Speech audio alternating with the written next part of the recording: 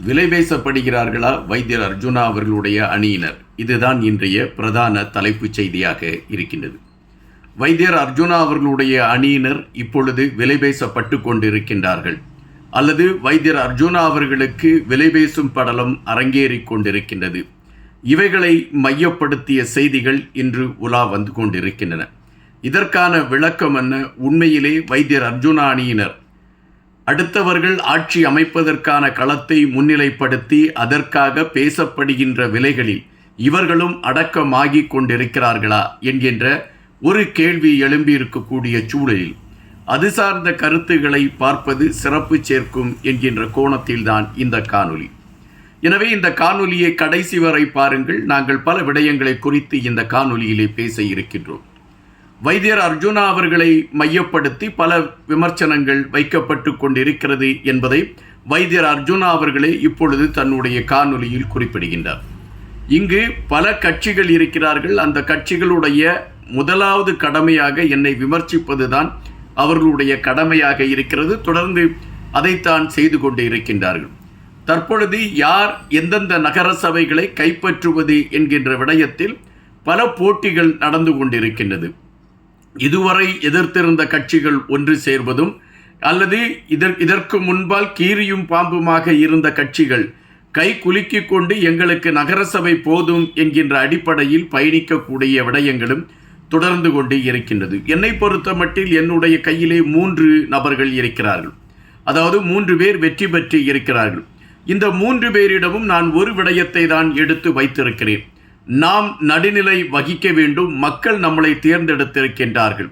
மக்களுக்கான களத்தை மையப்படுத்திய ஒரு நகர்வுகளோடு நாம் பயணிக்க வேண்டும் என்றால் நாம் நடுநிலை வகிக்க வேண்டும் என்றுதான் நான் அதாவது என்னுடைய அணியில் வென்றவர்களிடம் குறிப்பிட்டிருக்கிறேன் என்று வைத்தியர் அர்ஜுனா அவர்கள் குறிப்பிட்டிருக்கின்றார். அப்படி என்றால் வைத்தியர் அர்ஜுனா அவர்களோடு யார் பேச்சுவார்த்தை நடத்துகிறார்? அவர்கள் பணம் சார்ந்த விடயங்களை மையப்படுத்திய பேச்சுவார்த்தை நடத்துகிறார்களா? இந்த கேள்விகள் எழும்பிக் கொண்டு இருக்கின்றன. வைத்தியர் அர்ஜுனா அவர்களை பொறுத்தமட்டில் என்னுடைய கட்சி பதிவு செய்யாத கட்சி என்று குறிப்பிட்டார்கள். கட்சி நடத்துவதற்கே எந்தவிதமான கட்டமைப்பும் இல்லாத கட்சி என்று குறிப்பிட்டார்கள். ஆனால் இப்பொழுது என்னுடைய கட்சியின் ஆதரவு அவர்களுக்கு தேவைப்படுகிறது. எனவே என் சார்ந்து அவர்கள் பேச ஆரம்பித்திருக்கின்றார்கள். என்னிடம் பலர் என்னுடைய ஆதரவை வேண்டும் என்று கேட்டிருக்கிறார்கள். நான் அவர்களுக்கு கொடுப்பதற்கான ஒரு முடிவை எடுக்கலாமா என்று யோசிக்கக்கூட செய்திருக்கிறேன். ஆனால் இப்பொழுது அதற்கான களம் இல்லை என்பதாகத்தான் என்னுடைய பதிவாக இருக்கிறது. காரணம், இங்கு இருக்கக்கூடிய கட்சிகளை பார்த்த பொழுது நான் வெறுத்து போய்விட்டேன். அவர்கள் கொண்டிருந்த கொள்கைகள் என்ன, அவர்கள் வைத்திருக்கக்கூடிய கோட்பாடுகள் என்ன, இவைகள் அனைத்தையுமே துறந்துவிட்டு யாருடனும் நாம் கூட்டணி அமைத்து விடலாம் என்கின்ற கணக்கீட்டில் அவர்களுடைய பயணம் இருக்கிறது என்கின்ற பொழுது என்னால் அவர்களை வியந்து பார்ப்பதா அல்லது வேடிக்கையாக பார்ப்பதா என்பது கூட என்னால் தெரியவில்லை என்பதுதான் பதிவு. நான் இங்கு பல விடயங்களை குறித்து பேச வேண்டியதிருக்கிறது. பல செய்திகளை எடுத்து வைக்க வேண்டியதிருக்கிறது. ஐநா மன்றத்தின் ஆணையர் வோல்கர் அவர்கள் இப்பொழுது யாழ்ப்பாணத்திற்கு 23ஆம் தேதியிலிருந்து 28ஆம் தேதி வரை அவர் இங்கு இருப்பதான செய்திகள் சொல்லப்படுகின்றன. எனவே அவரோடு பயணிப்பதற்கான களத்தை நான் எடுத்திருக்கிறேன். அவரை சந்தித்து பேசுவதற்கான அனுமதிகளை நான் பெற்றிருக்கிறேன். கண்டிப்பாக தமிழ் சமூகம் சார்ந்த பல விடயங்களை எடுத்து வைப்பேன். காணாமல் ஆக்கப்பட்ட உறவுகளுடைய நிலைமை என்ன, இங்கு நடந்து கொண்டிருக்கக்கூடிய மனித உரிமை மீறல்கள் என்ன, இவைகளை மையப்படுத்திய செய்திகளை எல்லாம் நான் வோல்கர் அவர்களிடம் எடுத்து வைப்பேன். அதுபோல சில விடயங்களையும் நான் இங்கு பதிவு செய்ய வேண்டியதாக இருக்கின்றது. என்னுடைய தாயார் ஒரு குழந்தை பெறுவதற்காக, அதாவது தனக்கு குழந்தை வேண்டும் என்பதற்காக யாழ் பகுதியில் இருக்கக்கூடிய அனைத்து கிறிஸ்தவ ஆலயங்களுக்கும் அவர் சென்றிருக்கின்றார். குறிப்பாக வேளாங்கண்ணி மாதாவை அவர் வழிபட்டு கொண்டே இருந்த களங்களை நான் பார்த்திருக்கிறேன். கண்ணீரோடு என்னுடைய தாயார் இருந்த அந்த நினைவுகளை நான் பார்த்திருக்கின்றேன்.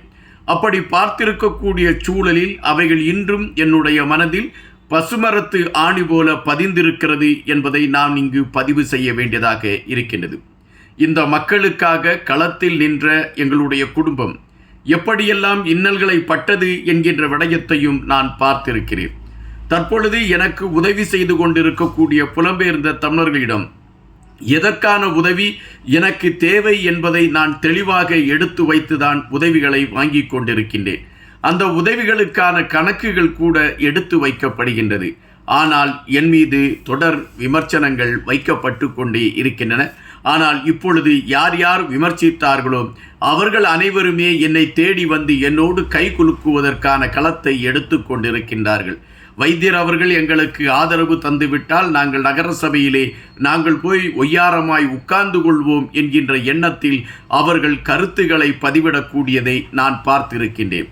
ஆனால் என்னை பொறுத்தமட்டில் யாருக்கும் ஆதரவு இல்லை என்கின்ற விடயத்தில் மிக தெளிவாக நான் பயணித்து கொண்டிருக்கின்றேன். காரணம், என்னுடைய தமிழ் சமூகம் இந்த மண்ணில் பட்டு கொண்டிருக்கக்கூடிய வேதனைகளுக்கான விடிவை பெற்றுக் கொடுப்பது என்கின்ற களத்தை குறித்த எந்த தேடலும் இல்லாமல் தமிழ் கட்சிகள் செய்து கொண்டிருக்கக்கூடிய பல விடயங்கள் எனக்கு ஏற்புடையதாக இல்லை. அது அல்லது வருத்தத்தை தரக்கூடியதாக இருக்கிறது. அப்படிப்பட்ட சூழலில் இவர்களோடு போய் நான் எப்படி கைகோர்த்து கொள்வது என்கின்ற விடயத்தில் எனக்கு ஒரு சுணக்கம் இருக்கிறது. என்னை பொறுத்தமட்டில் வாக்களித்த மக்கள் எனக்கு முதன்மையாக இருக்கிறார்கள். அவர்களுடைய தேவைகளை நிறைவேற்ற வேண்டும் என்கின்ற களம் என் முன்னால் வைக்கப்படுகின்றது. அவர்கள் என்னை எதை நினைத்து எனக்கு வாக்களித்தார்களோ அதை நிறைவேற்ற வேண்டியதற்கான கட்டாயம் என்னிடம் எனக்கு இருக்கிறது. இந்த நேர்கோட்டில்தான் நான் பயணித்து கொண்டிருக்கின்றேன்.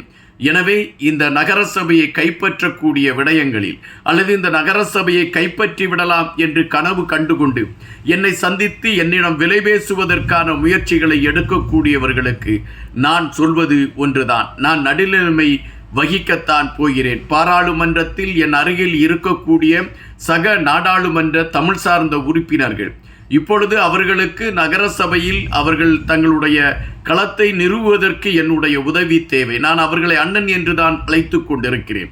ஆனால் நான் அவர்களோடு கை குலுக்குவதற்கு யோசிக்கிறேன். காரணம், என்னுடைய மக்கள் இங்கு கண்ணீரில் நின்று கொண்டிருக்கிறார்கள்.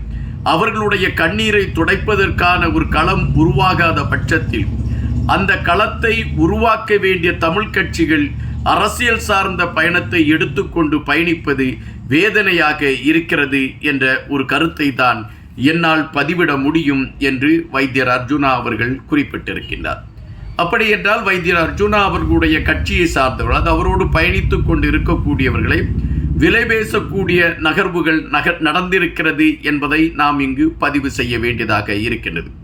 நகர சபைகளை மையப்படுத்தி நடந்திருக்கக்கூடிய இந்த அரசியல் சடுகுடு ஆட்டத்தில் பல உண்மைகளை வைத்தியர் அர்ஜுனா அவர்கள் இப்பொழுது வெளியே எடுத்து வைத்திருக்கின்றார். அதில் அவர் தன் மனதிற்குள் இருந்ததையெல்லாம் போட்டு உடைத்திருக்கிறார் என்றுதான் நாம் எடுத்துக்கொள்ள வேண்டியிருக்கின்றது.